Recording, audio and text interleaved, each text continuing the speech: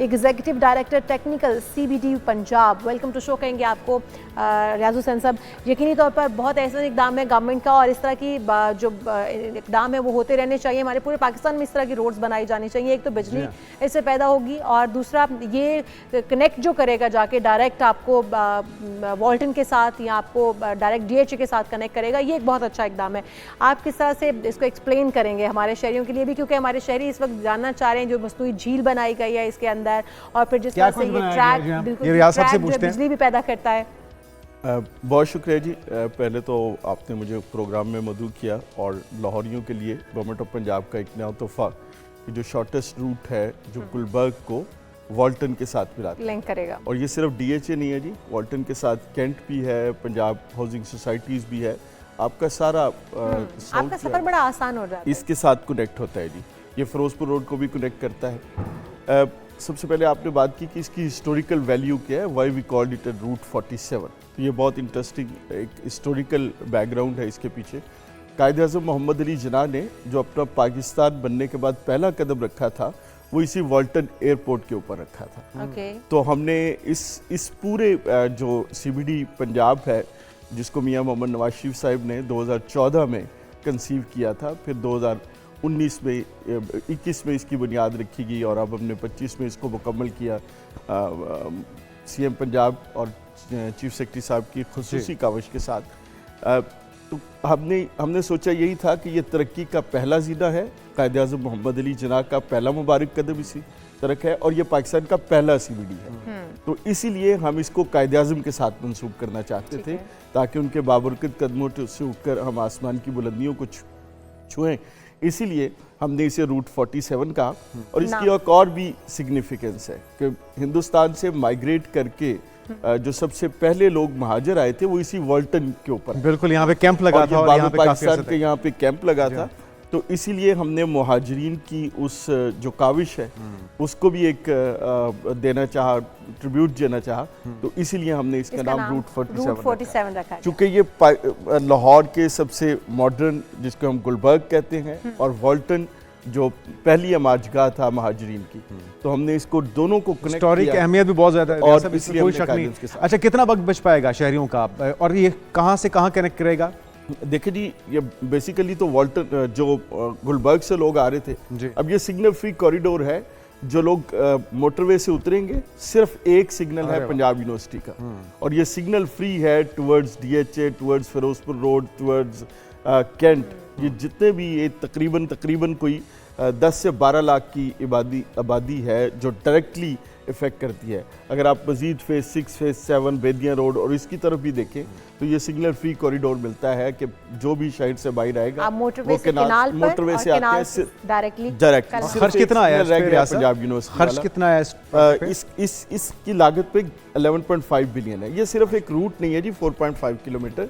ये पाकिस्तान का पहला जदीद तरीन इंफ्रास्ट्रक्चर। अरे वाह।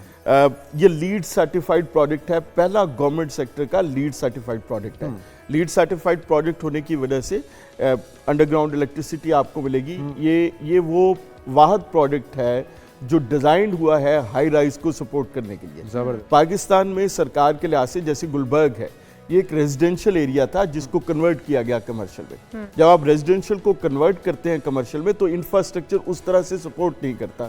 इलेक्ट्रिसिटी के प्रॉब्लम आते हैं, सीवरेज के प्रॉब्लम आते हैं, ड्रेनेज के प्रॉब्लम आते हैं। गो के LDA और वासा ने बड़ी काविश करके इन सारे इश्यूज़ को ओवरकम करने की कोशिश कर रहा है, लेकिन बाय डिज़ाइंड वो एक हाउसिंग के लिए डिज़ाइन किया गया है।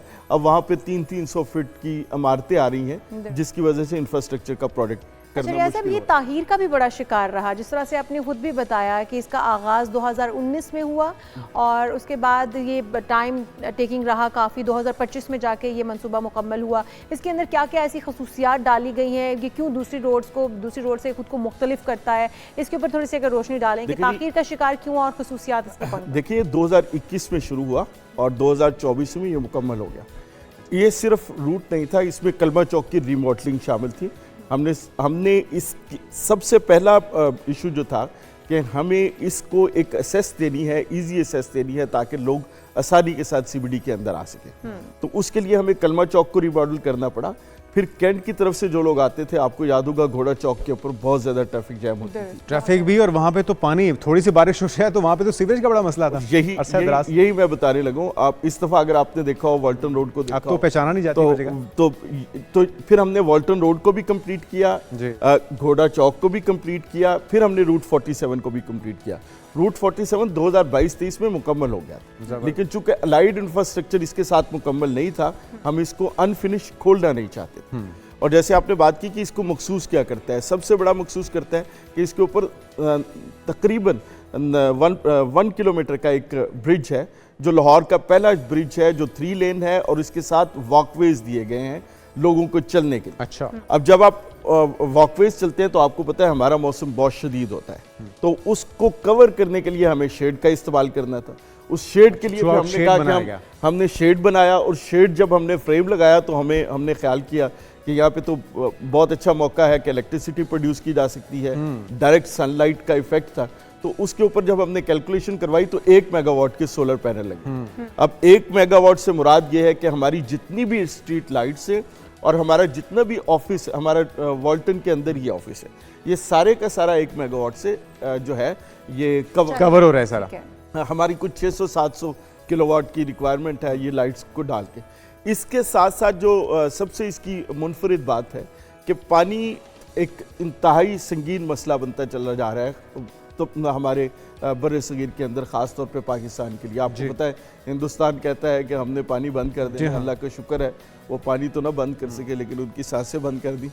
तो हम इसी लिहाज से हमने पानी को महफूज करने के 3 तरीके हैं, मुरव्वजा तरीके। पहला ये कि आप कम से कम पानी को इस्तेमाल करें एफिशिएंट यूज़ के साथ। दूसरा, आप ऐसे यूटेंसिल्स यूज़ करें जो पानी की कंजर्वेशन को बहाल कर सकते। तीसरा ये होता है कि आप बारिश पानी को महफूज करें और फिर उसको रीयूज करें। ठीक है। CBD पंजाब के बायलॉज के अंदर ये तीनों मुरव्वजा तरीके शामिल हैं। हम लीड सर्टिफाइड हैं, तो हमारा ग्रे वाटर और ब्लैक वाटर अलहदा है।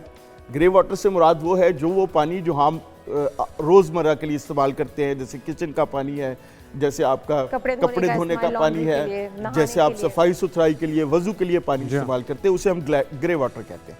ब्लैक वाटर वो जो हम टॉयलेट के लिए, अब ये रिसाइकलिंग के लिए इस्तेमाल भी होगा। जो ग्रे वाटर हम ये देख भी रहे हैं, सीएम साहब पहुंची भी हैं और बहुत ही ज़बरदस्त इनिशिएटिव्स हैं। सबसे मज़ेदार बात यह है कि हमारे लोकल ये सारे आइडियाज़ भी प्रोड्यूस हुए और लोकली इंजीनियर्स की तरफ से उनकी खिदमत हासिल करके इस प्रोजेक्ट को एग्जीक्यूट किया गया। मुबारकबाद की मुस्तहिक है तमाम